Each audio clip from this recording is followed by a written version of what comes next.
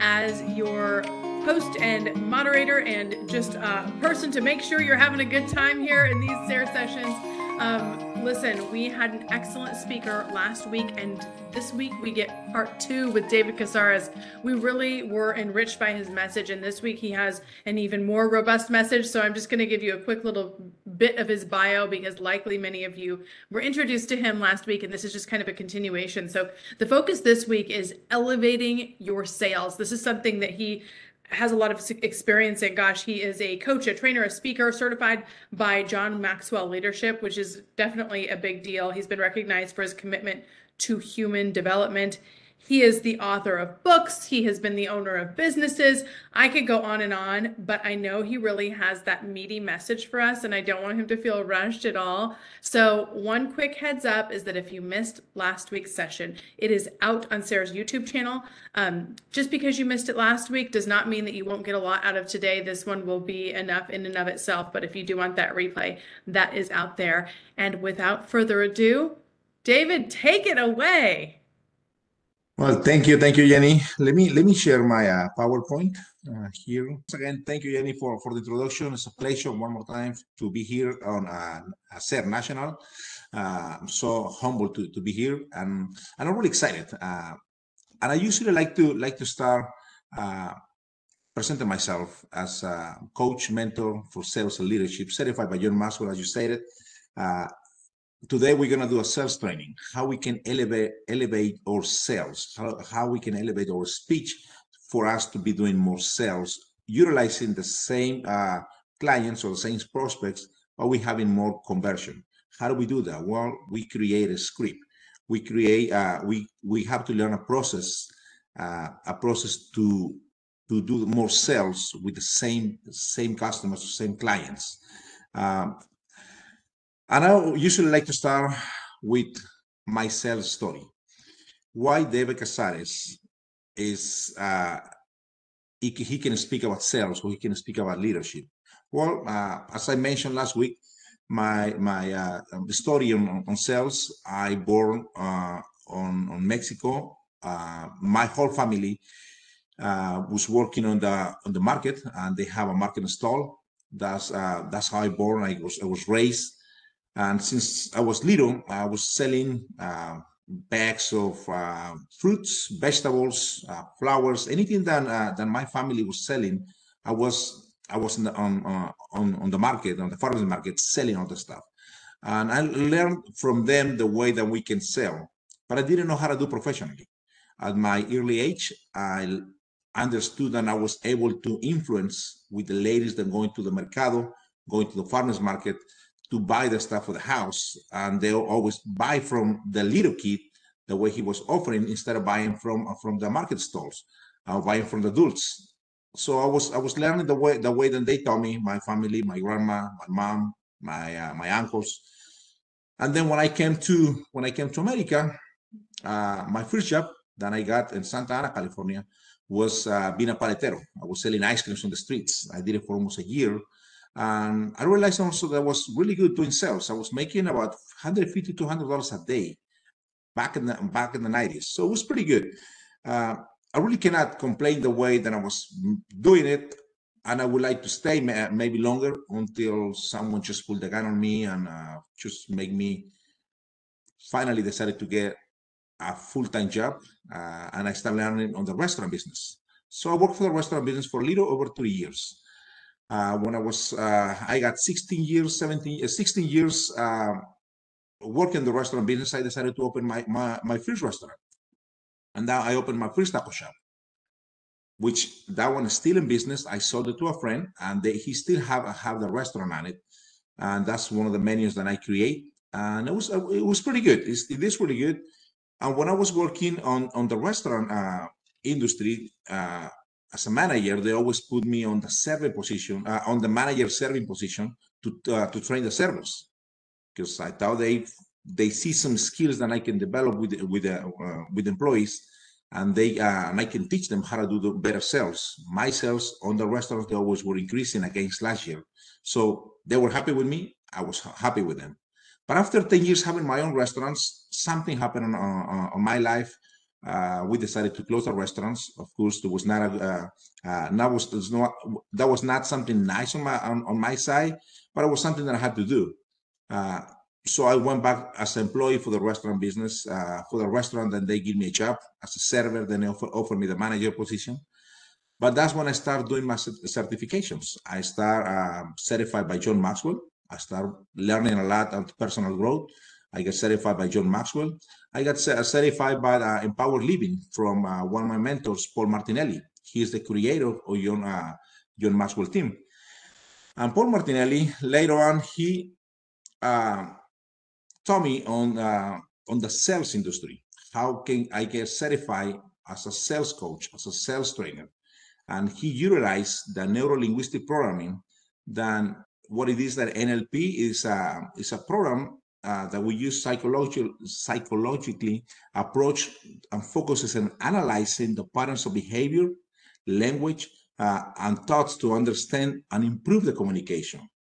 That's how we can get better on sales, and we can put some language patterns to get better on that. Later on, I met my other mentor, Misael Diaz. That's the one he is on the screen. And Misael Diaz is my mentor in leadership. And after a couple of years that we were working together, he told me something. And he says, David, you got to start doing something different. You got to start working and develop yourself and showing the world what you can do and bring all the experience that you have. And he says, if you don't take actions and you keep procrastinating, and you keep doing the same, you will keep getting the same results. So what you need to do is start showing the world what you can do and bring all your experience. So between Misael Diaz and Paul Martinelli, then they taught me leadership, sales, personal growth, mindset. I started getting better and better, but that was not easy. It was a practicing every single day. I was challenging myself. So everything that I'm going to show you in a minute with this training program, you can utilize it also in your life. You can utilize it on your relationships. You can utilize it with your kids. You can utilize it on your job. It is how you can put the patterns, or you can do some phrases to influence the people. So the one thing I can tell you is make sure just keep all these powers that I'm going to teach you and keep it for good. Keep it in the good side, not just utilize it for bad things. Part of this training program, it was taught also by Jordan Belfort. Jordan Belfort, the guy who they will focus the movie, The Wolf of Wall Street. And he created this program. And later on, he shared with Paul Martinelli, and I was one of the students with Paul Martinelli. So Jordan Belfort says you can utilize this program and utilize these patterns and these ideas for the good side or the bad side. It's going to be up to you. You can influence the people, or you can manipulate, but it's going to be up to everybody. So starting with the training cells, what do we do in the training cells? On the training cells, what we do is helping people to create a script to understand step by step how you can end up having more sales. How do we do that? Well, we have to create something that's called rapport. And what's rapport means? Rapport is the relationship characterized by agreement, by mutual understanding or empathy that makes the communication possible or easy. And we establish by building, maintaining the rapport with your prospect. You can take them through a process of influence, showing them how you can solve the problem, meet their needs, and satisfy their wants. We got to understand, it's three things that we can do: solve the problem, meet their needs, or satisfy their want. If we can understand this, we're definitely going to get our clients or prospects closing more sales or buying what we offering. Let me tell you what's not rapport. Rapport is not the manipulation. What's the manipulation? Well, manipulation is the control or the influence that is unfair or unscrupulous. What also is not rapport? Rapport is not commonality. What's commonality? The state of sharing features or attributes between the buyer and the seller. So if we can understand these two parts and we can create rapport with our clients or our prospects, most likely we're going to be able to have more sales and influence them to buy what we're selling to them. The area with most of the people fail in sales is confusing the rapport and the commonality. Why is that? Because people don't want to buy from people like them. People want to buy from the expert. And you as a seller, you gotta be the expert. You have to know your product. You have to know the characteristics, the colors, the prices, the quantity that you have on hand. You have to know what your competence is gonna have. You have to know all this stuff in order for you to be an expert and give you the answers to your clients. And I'm sure it happens to a lot of people. You're going to buy a car, you're going to buy a house, and the salesperson is keep going back to the office with the manager, says, let me go and ask the manager, and I will let you know what's going on. Let me go and check with this, and I bring the response to you. If that salesperson is doing that, that means that he's not an expert. That means that he's not ready for you to ask him questions. It happened to me when I went to buy a car from Nissan. I was feeling sorry for the guy.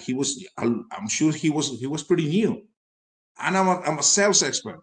So I was like asking questions. He didn't know the answers. So finally I say, hey, can you bring the manager and he can help me out? Because most likely I'm asking you questions and you don't know, simple questions. And I'm not an expert on cars, but I was asking simple questions like how many miles per gallon, what's the finance, and things that most of the people want to know, but an expert has to know right in the spot. So if you don't know, if you're not an expert and you don't take the time to learn your products or your service, most likely you're going to fail and you're going to break rapport.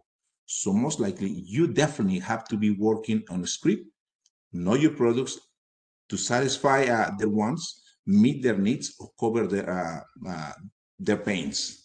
And let me give you 4 purposes of rapport. Number 1, to establish instant connection. Usually those instant connection takes 4 seconds. The number 2 is establish yourself as an expert and trusted advisor, not a salesperson. It has to be an advisor. You have to advise them. Number 3, to establish, build, and maintain certainty. And number 4, to establish yourself as the leader of the conversation. On sales, the salesperson or the sales professional has to speak at least 30% maximum, and let the client, let the prospect to speak more than 70%. But the 30% that you're going to speak in, you have to be asking the right questions on the right moment. Take them on the right path of the conversation, not just let them speak what they want. Now, let's define what sales means. What sales means? Sales at the highest levels is a transfer of the emotion. The primary emotion begin with certainty. I have a need, which is my emotion, or I have a want, which also can be my emotion. I'm the client. He has a need or he has emotion of money. We're just going to transfer the emotions. I'm going to transfer my need, what I want, for the money that he wants. So we can transfer the emotions, then it's going to be good. Certainty. What's certainty? Certainty is having a firm conviction that something is in the case. It is the fact that definitely true, or it's going to be true later on. You got to make sure that your client, your prospect, has a certainty. If a client is not certain of what he wants, definitely he's not going to buy for you. On the scale of 1 to 10, the buyer needs to be on the level 10 on those 3 areas. He needs to have the certainty that you are an expert. He needs to have the certainty that your product or service will solve their problems or meet their needs. Or he has a certainty that your company operates with integrity and trust. And that's definitely a big one. Because if you're representing a firm, you're representing a brand that doesn't have a good reputation, most likely they're not going to buy it. And most likely it's going to be really hard for you to make the sales. Now, understanding what sales, what's rapport, what the certainty that the customer gotta have. Now, let me go over a little deeper. Let's understand how the emotions, how the mind and the human beings interact with sales. You gotta keep in mind, people don't buy things by emotions. and they got justified by logic. Why is it important to understand on the mind? Why is it important? Because we have to understand how our mind's working. We have a conscious mind and we have the subconscious mind. The conscious mind is the thinking mind. What do we want? What do we need? The subconscious mind is that what we have already inside and we be saving it through our whole entire life.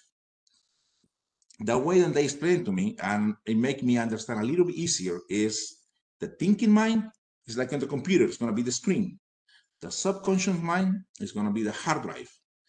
Everything is happening in your lives is going to be on the subconscious mind. So as a salesperson, if you understand this, you're going to be asking questions to access to the subconscious mind.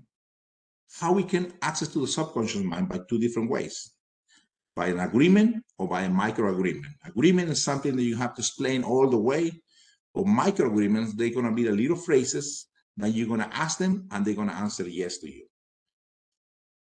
You got to keep in mind that the conscious mind, you're going to choose your thoughts.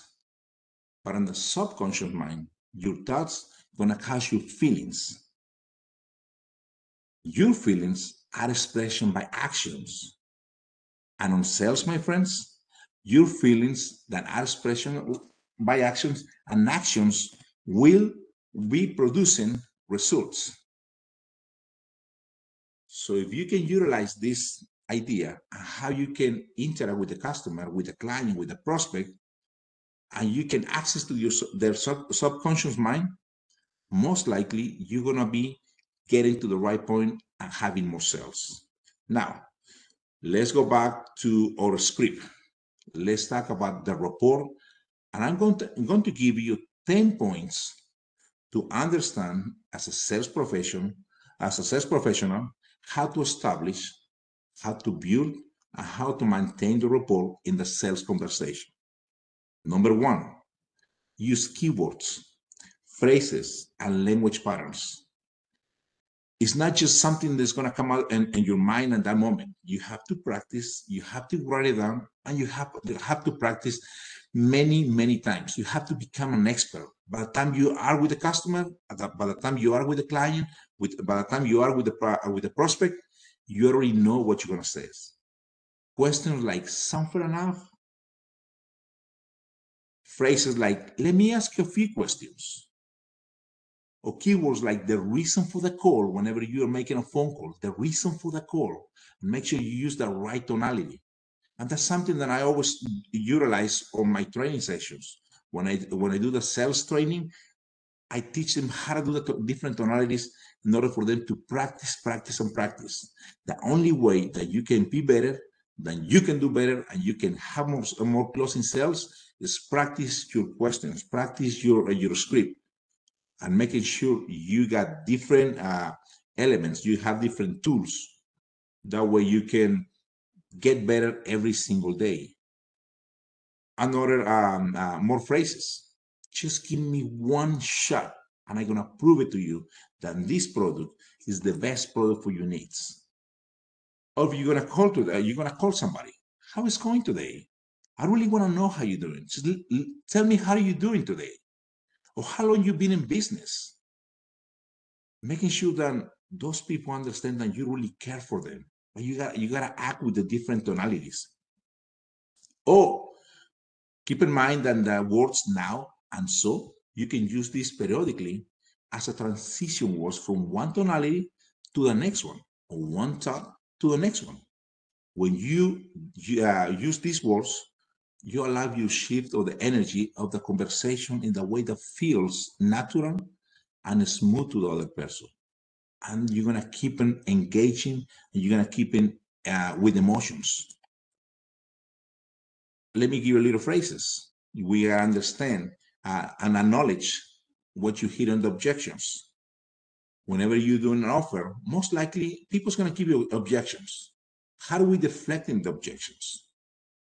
On the objections, you never want to fight with the objections.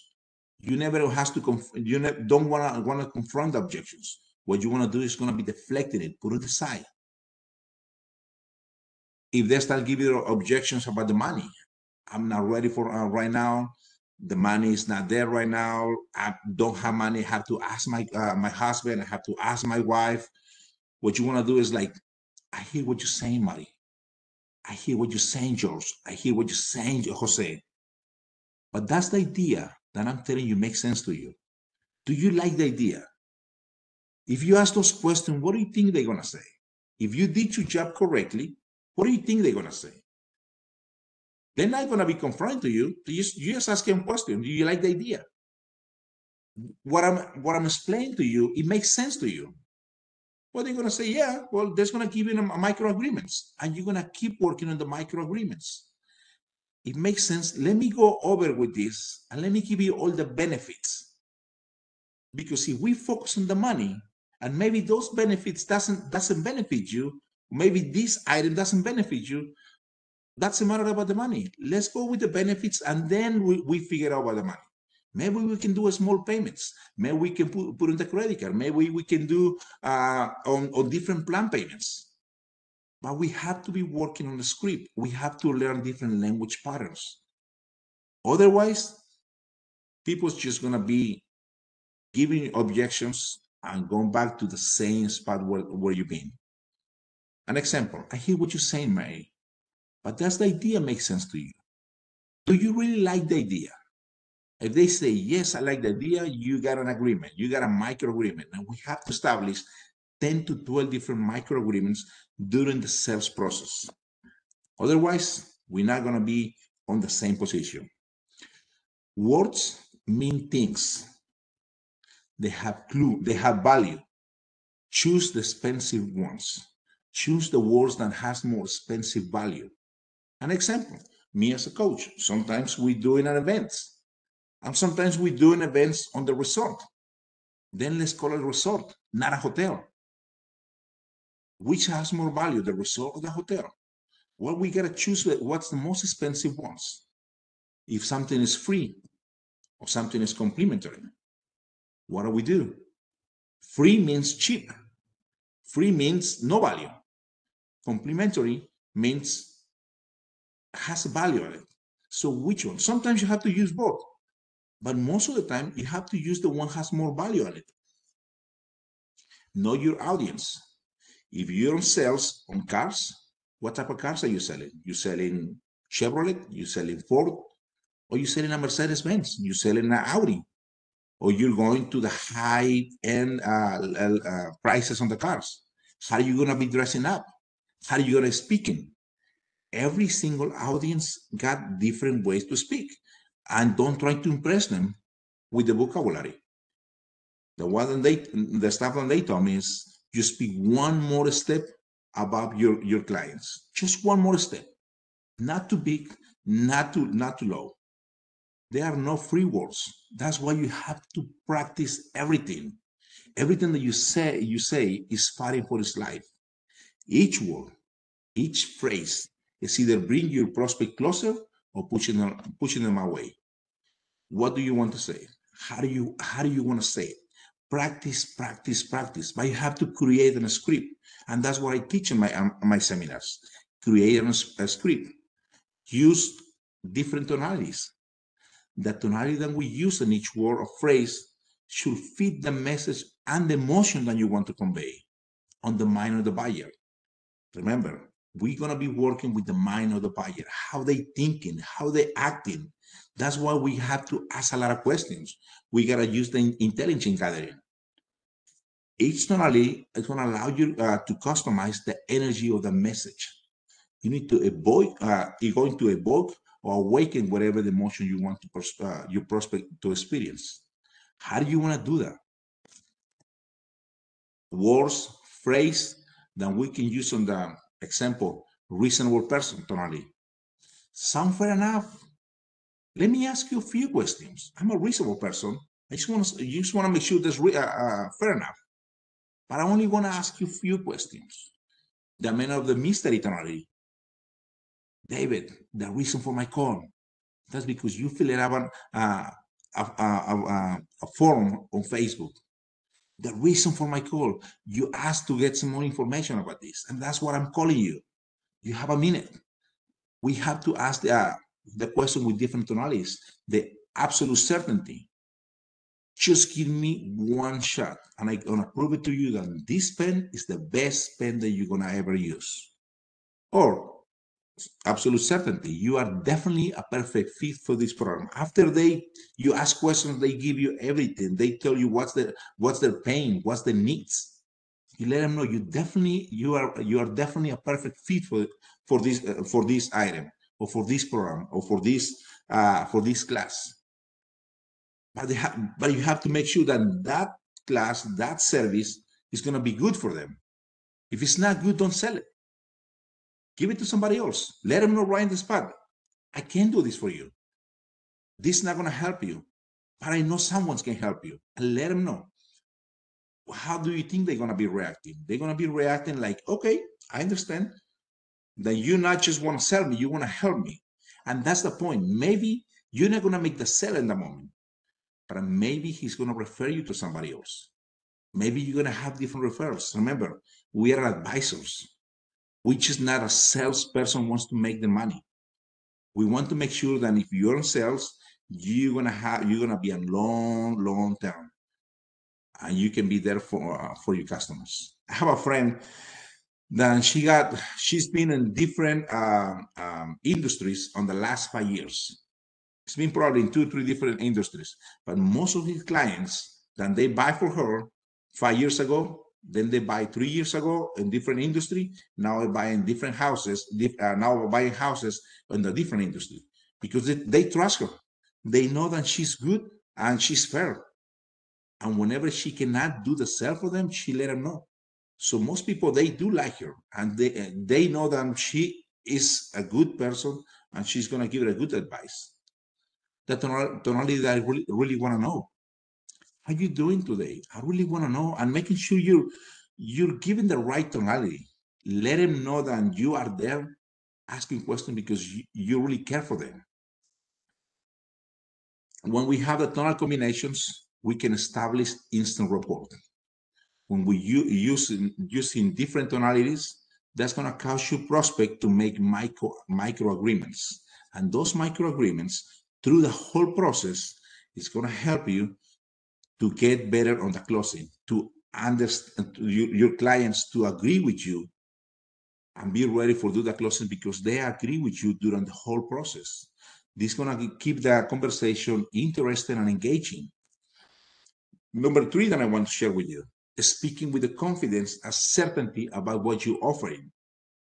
Remember, people want to buy from an expert because they trust an expert. When they see that an expert or professional, someone who knows more than what they do about, or what they know about the topic on hand, and therefore someone who can help them to solve a problem. I was telling you the story when I went to buy my car. I was feeling sorry for the sales guy, but he didn't know. He didn't took the time to study and get everything that he needs to know in order for him to sell. I want to buy the car in that moment. That's why I buy it. But I'm sure most people when they're shopping around, they just went.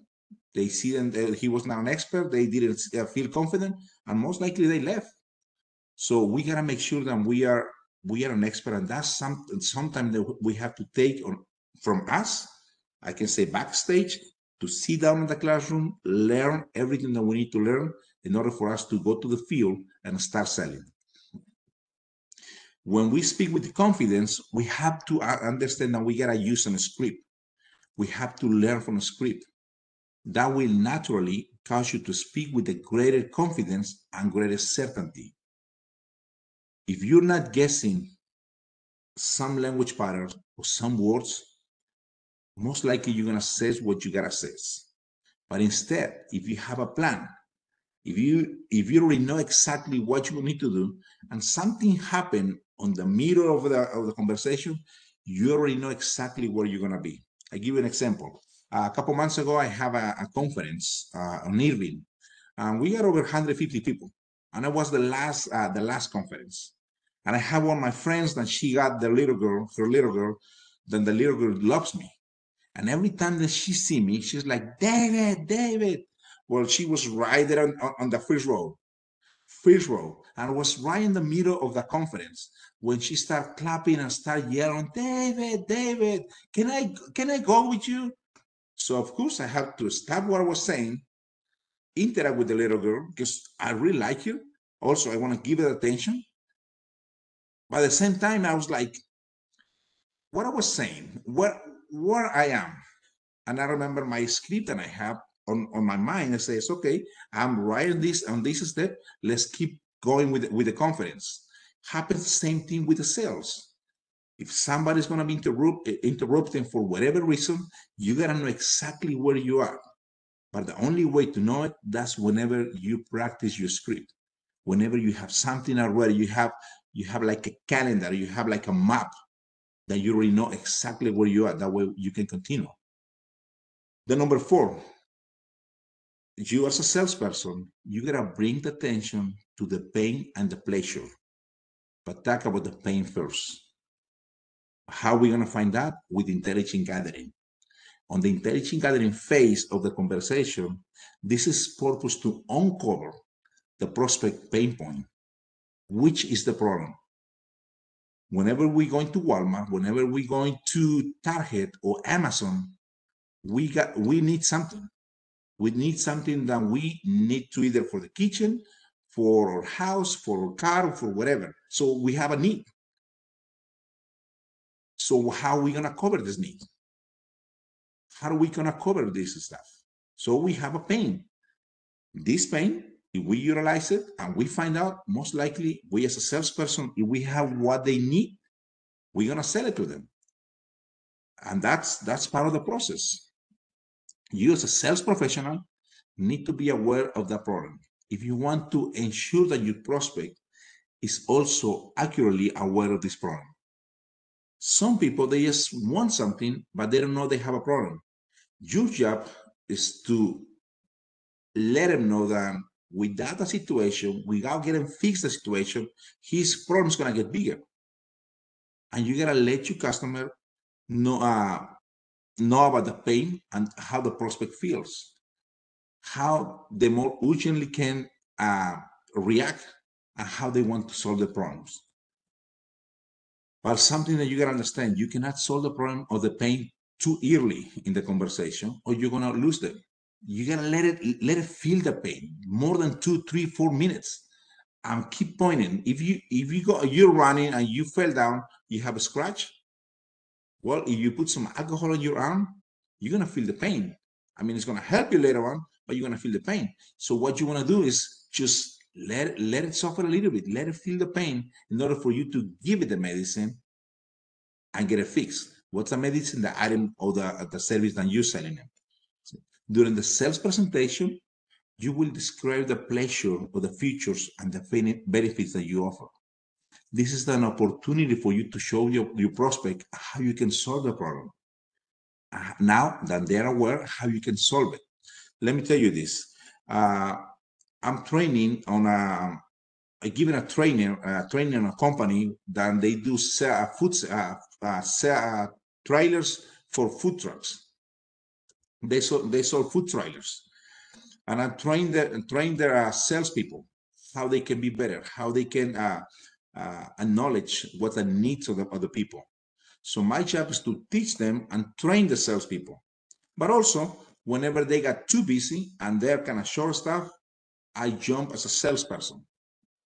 Yesterday, my 3 people, then they're in sales, they were busy with different customers. I get a phone call, I pick up the phone, I answer. They got was a couple that wants to just basically wants to look at a food trailer. So I say, yes, come in. I'll be here for you. I have a cup of coffee for you, a glass of water, whatever you need. So 20 minutes they show up. They were just looking around. They were not ready to buy. But then I start asking questions, and they told me that they cook everything in their house. They have 16 employees, and they do caterings every single week. They do between 20 to 25 caterings a week. And I asked them, because I've been in the restaurant business for many years, and I asked them, do you have your permits for the health department? And they say, no, we don't. That's why we want to buy a trailer. That way we can get the permits. And we don't want to get to that point. We want to make sure that we can get the trailer before we can get penalized. I say, hey, as long, I mean, it's not my business, but as long as you guys doing everything that you're supposed to be doing and keep everything clean and sanitized. I say, yeah, we train our employees how to do the things right, but we cooking it on the house. So we want to have a trailer. So I find out what was the pain, and I start working with them. I took him to the trailer that has all the equipment ready. And whenever I can tell in the eyes, whenever they see the trailer, they say, wow, this is exactly what we need. So I start thinking in the future. And I say, thinking in 3 months, whenever you receive your food trailer, how happy you're going to be. And I can see the eyes of the lady that she was so excited. And then I go with the guy, hey, you're going to apply for a credit right now. I'm sure you can get approved for $30,000. And the guy said, you know what? Let's do this. Let's apply right away. So they applied. The guy only got approved $15,000. And I said, well, how about your wife? And he was like, well, my wife, I mean, her credit's not that great. I don't think she's going to pass. I said, nothing to lose. So the wife applied, and she got approved for $30,000. Once he saw there was $30,000 plus 15, he says, hey, can we sign out right now? So in less than an hour, I get someone to sign a $45,000 deal. I was like, I don't think it was me. I think I discovered the needs. I think I discovered the pain. They don't want to be caught by the health department. They just want to do the right things, but they didn't know how to do it. Now that I guide them how they can do the right things, they are the right path. As a salesperson, that's what we gotta do. We gotta be advisors. We gotta guide them, not only looking for the sales, but help them. And once we help them, and they know that we are the experts, they're gonna buy it. So my advice is, make sure you advise your clients. Make sure you're actively listening. Whenever you're asking the gathering questions, you let them know you listen to them. Let them know that you are there for them. Not just a salesperson that wants to get the money, but wants to listen to them on their needs. And once you do that, most likely they're going to be happy with you. Sometimes you got to use vocal clues like whenever they're talking, oh yeah, I understand. And make sure let them know that you're paying attention to what they're saying, either by phone or even in person. Let them know, but don't interrupt them whenever they're talking. Number 6, harnessing the power of because. People are gonna be more agreeable with you when you're asking them, and when you do more, you agree with their idea and justify with the reason, no matter which reason, any reason. The use of the word because is a great tool when presenting prices for either you're increasing the price or lowering the price. This item is going to cost you a little more than this one, just because this is better quality. This one has more tools. This one has more. It's been longer on the market. You can use more items. Just utilize the word because to increase the value, not the money, but the value or the equipment that you have in order for them to understand that. If they're talking, don't touch it aloud. Don't go to Pluto. Don't just let them know, yeah, I understand, but you're not understanding what they want. Because if you do that, it's going to break the rapport. Making sure that you just stay on the same planet with them. Sometimes, if you go off on a tangent, and you're talking to yourself and your prospect, they just going to Pluto and you don't know how you can bring it back. Make sure you let them know exactly where you're at, how you can go.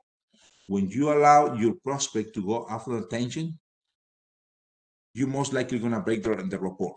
The dynamic from the originator, which is the subject, is lost if you have to immediately reestablish your position, the authority, as the originator. That's what I was telling you. You have to be the leader of the conversation. An example, if you're on the conversation and they're just start talking about the kids, about the soccer, about stuff, just let it know, like phrase like this. Hey, that sounds really interesting, James. But let's go back to this later and we can take a cup of coffee. But let me ask you a question. Are you ready to take a next step on this process? Are you ready to buy the truck? Are you ready to to buy the house? Are you ready to make the decision over here? Just let them know that you care for them, but just bring it back to where you are in your script. The number 8, dress for success. This saying is a cliche for a reason, because it really matters whether you are over the phone or how you can present yourself on public. If you don't do that, you can break the rapport. Smile, dress for success. And whenever I say dress for success, it's either on your clothes and mentally. You have to be thinking something didn't went right with the last customer. Go to the bathroom, relax, focus on yourself, and be ready for the next one. Even on the phone, your prospects can feel the energy of how you can present yourself. Yes, hello, this is David. How you doing today? That's really not going to bring any energy. But if you are right in the point and you let them know and you're doing the tonalities correctly and you are 100%, most likely they're going to see that it is interesting to talking to you. Then they're really going to be taken care if they're going to be as your customers. The number 9, be specific whenever you're scheduling a follow-up. Whenever you're doing a sales and you didn't finish the sales for whatever reason, make sure you do you schedule on a follow-up. It's not just, hey, let's talk about this next week. Next week, what day of next week? It's 7 days on the next week. It's 168 hours on the whole week. When are you gonna be? Do you prefer Wednesday or you prefer Tuesday? You prefer in the morning, you prefer at night? 5 o'clock sounds good, or 7 o'clock? Make sure you be specific. That way, they're gonna make sure that, and they're gonna find that, and they're gonna feel that you are 100% for them. That you are taking the time to do a schedule. And that number 10 is, if you're scheduling, you're doing a commitment on the scheduling, make sure you maintain the schedule. Make sure you maintain the appointment. Make sure you show up to them. Not just, let's do a schedule for Wednesday and you never show up on Wednesday. If you say you're going to be there on Wednesday, 5 o'clock, make sure you are there Wednesday, 4:55, because you never know if that's going to be the sale. You never know if that's when they're going to be ready. You have to be there, even if they don't show up. That's part of the 10 things that how we can establish, build, and maintain rapport in order for you to close more sales. Once you do that, you're definitely going to be one step ahead of the competition. You're going to be one step ahead of the rest of the cohorts or the salespeople. So my question is, do you want to learn more on sales? Do you like to know how you can close more sales? Well, starting today at Molina Academy, I'm going to be doing the seminar for sales. Of course, this seminar is in Spanish. If anyone is in Spanish and they see me and they want to go, just give me a call. My phone number is 817-266-3595. So that's what I got for the sales training today. Hope you guys take notes and enjoy it. That was excellent. Thank you so much, David. There was really a lot of different takeaways, both last week and this week. So what we have now is we have time for questions. I've been taking notes and have a bunch of stuff I want to ask him. If you are watching right now and have a question that you would like me to ask or pose to the group, then by all means, go ahead and post it in there and I will catch it. I'm always monitoring the comments and everything like that. And I also wanted to point out that his website is actually up in the chat right now if you're interested in going through there. But going back to earlier on in your presentation, you said, that people don't buy from people who, that are just likable or that are like them. More so, they buy from somebody who's an expert. So what do you say to somebody who's just starting out, like the person at the car dealership who's really not an expert yet? What's your advice to that person who thinks, well, actually, but I'm not one yet? It's 2 advices. Yeah. One's to the management team and one to the salesperson. The management team, they cannot put somebody in the field if they're not 100% ready, because they're already spending a lot of money in marketing.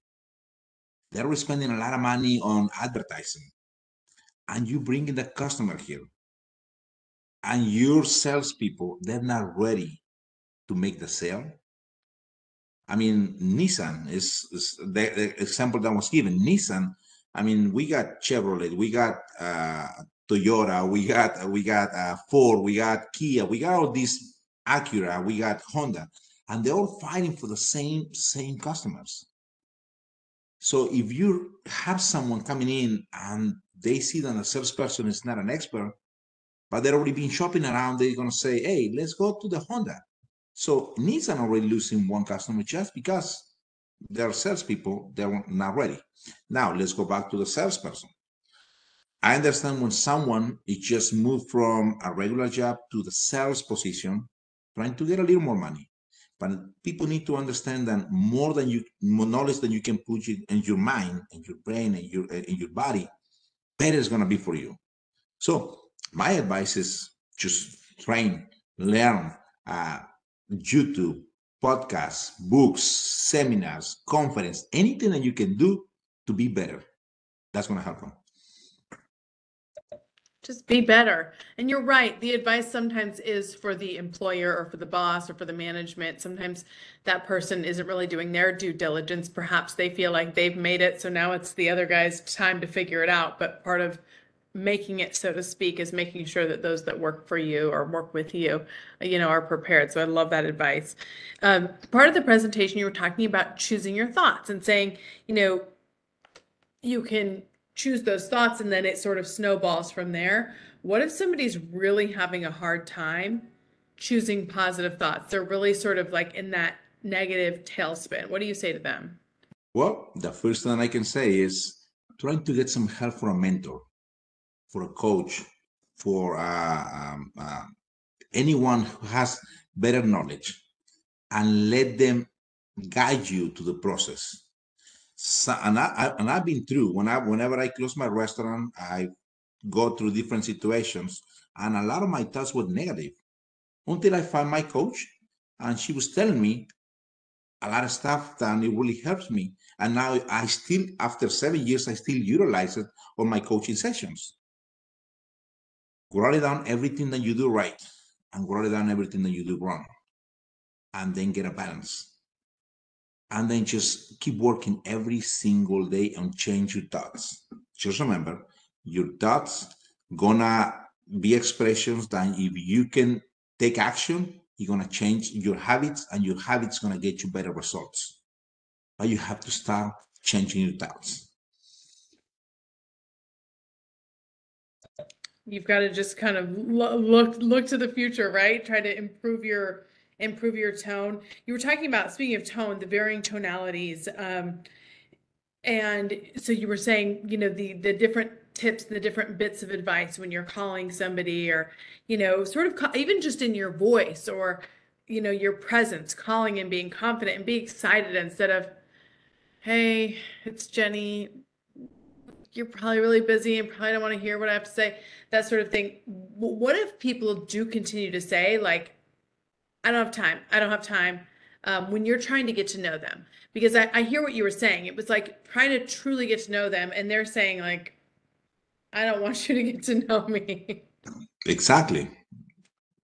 Even whenever you answer the phone, if you sit down correctly, and you take a breath, and you smile, the other person's gonna be feeling that energy, gonna hear your voice differently.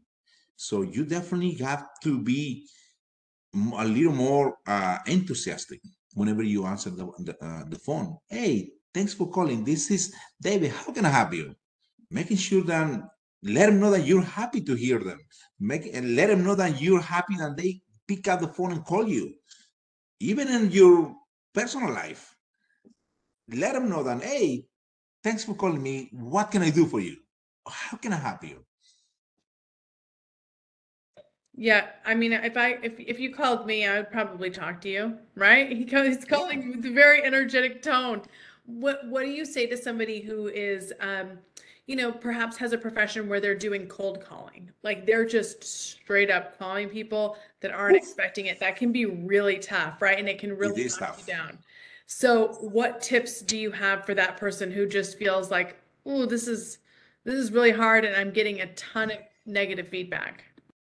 A couple years ago, I was doing cold calling, and it drains your energy so much.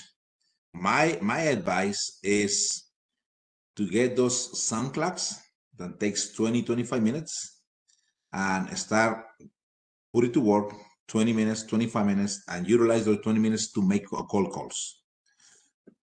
Take 5 minute break, take a breath, relax, and go back again. That way you can refuel your energy, because you keep doing for a long time that the energy that you're gonna have by the end of the day is gonna be so low, then it's really gonna be affecting your personal life. So my advice is take times, 20 minutes, 25 minutes, 30 minutes. Okay, for 30 minutes, I'm gonna be making cold calls and I'm gonna do my best. They're gonna take 5 minute break. Then I'm gonna do back again. And that's what I teach in my seminars. Cold calls, break times. That's a great idea. And then will you, just to follow up, will you do cold call break and then go back to the cold call, or is it just like you're starting the day off with the cold calls and then moving on to something else? No, I mean, Doing it whenever all. you are in cold callings, I mean, most likely you're gonna be calling all day long. Yeah. If one of those cold callings results them to be a customer or gonna be your client, the whole day is gonna be different. After you finish the sale, your days is completely magical. But if you haven't have a sale in 2, 3, 5 days, then it's gonna be like, I'm really good on that. I mean, I'm just training on this company. And I was doing also the cold calls a couple weeks ago. Well, they're kind of warm calls. But for 3 weeks, I didn't have a single sale. Believe it or not, this is gonna affect your auto self-esteem. And I was like, man, I'm the mentor, I'm the trainer. So I was coming back to my seminars that I got on record right here, and I was listening to them, watching them, retrain myself again. How do I gonna do this? Well, I'm doing something wrong. Obviously, I'm not, so because I'm not getting the customers. But once I get the first customer, I got the first sale, my attitude changed completely. And I say, okay, this is what we're gonna do. So whatever I'm teaching is working. So I just gotta keep going. And that's what I told my people. Sometimes it's gonna be a long period of time that you haven't have a sale. Just keep believing yourself, keep refreshing yourself, keep updating yourself, and the sale is gonna come out. Yeah, that's, I know it's hard for you to be the trainer and have to go through it, but I think it's probably refreshing for people to hear that when, they're thinking, oh, it must be easy for him. He knows how to do this. He doesn't get treated that way, but it's, I think, probably helpful for people to hear, yeah, everybody goes through that. Everybody is, when you're an unknown to somebody, it's truly a cold call. It's truly like you don't know. So I'm glad that you were open and honest about that. So then is there a time where in a situation of cold calling where you would say, okay, it's been this many days and it hasn't worked? Do you just keep going, or like when do you decide it's time to reset? I suggest them to find a mentor, to find a coach, invest in yourself, because the mentor is gonna give you the guide when you can stop, when you can take a break, when you can focus on something else, and then go back again. The mentor he's already been there to the process, so he's gonna say, "Hey, David, just relax, just take a little deep break, take a break, and then go back again and do 100%." But always, I mean, I think it's a big percentage of the people in that sense want to invest in themselves. They don't believe in themselves and investing in themselves. My advice is instead of going to the bar and get a couple drinks every single week, add it up for a month and pay a mentor. And that mentor is going to help you to double up your sales. And then you go back next month and spend a little money again. But your sales are double, and your self-esteem is going to be better. So invest in yourself. Yeah, go buy those drinks as celebratory drinks after you've sort of invested in yourself. We just have a couple And those minutes here. drinks are so good because your self-esteem is better. Yes, you feel better. That's so true. Can you explain to everybody how it works to work with you? If people are interested in working with you, what's that model like? Well, on my sales training, I utilize the straight line. that was invented by Jordan Belfort, and I teach them how they can, first of all, be good mentally, then being a professional on what they do, and then become the field. And I teach them how to create a script, how to get the report, ask the right questions, deflecting the objections, doing the closings, utilizing different tonalities, and even now, utilizing the artificial intelligence to be in your benefit and help you to create the scripts, help you to take notes, and you can do more closing on the sales. What they need to do, just give me a call. Definitely, I can sit down with them, show them what's the program and how we can do that. And when you go through that, you're working with them, you're working through, it's not just a system that you made up. It sounds like it's really is like a proven system. Well, it's a proven system. It's helping thousands of people. And I got certified by them, and I got a certification that I can utilize to train people. So if it helps a lot of people with the Jordan Belfort selling the penny stocks back in the 90s, and they sold billions of dollars, hundreds of people that they didn't have experience on sales, but they learned the step by step, I'm sure that we are on sales, we can utilize the same and produce money. And I've been doing it myself. I've been doing it on my own business, on my own sales profession. So I know for a fact it gets results. David, thank you so much. It's been an absolute pleasure to chat with you the last couple of weeks. Really, really enjoy it. Beautiful presentation. Congratulations on all of your success. Thank you. Thank you. Thank you very much, Jenny. Thank you, everybody. I'm so happy, excited, so humbled to be here. So we'll see you soon. And so I wanted to remind everybody his website is actually up in the chat right now. If you didn't catch last week's training, it's really generous of him to come on and train like this. So it's actually out there as free content for you on the Sarah National YouTube channel, along with, I'm telling you, a ton of other trainings. I mean, the way that Sarah National recruits people to come in and share their information and share their knowledge is quite remarkable. So, you know, when you have downtime or something, just you're in between cold calls, just listen to these trainings and these sessions, and you will definitely learn something from them. So David's website is up there. The replay of this session will actually be up by next Wednesday. So if you wanted to watch a replay or have somebody you want to send it to, that will be up. For now, have a great rest of your week, everybody, and I will see you next week, same time, same place. Bye-bye. Thank you very much.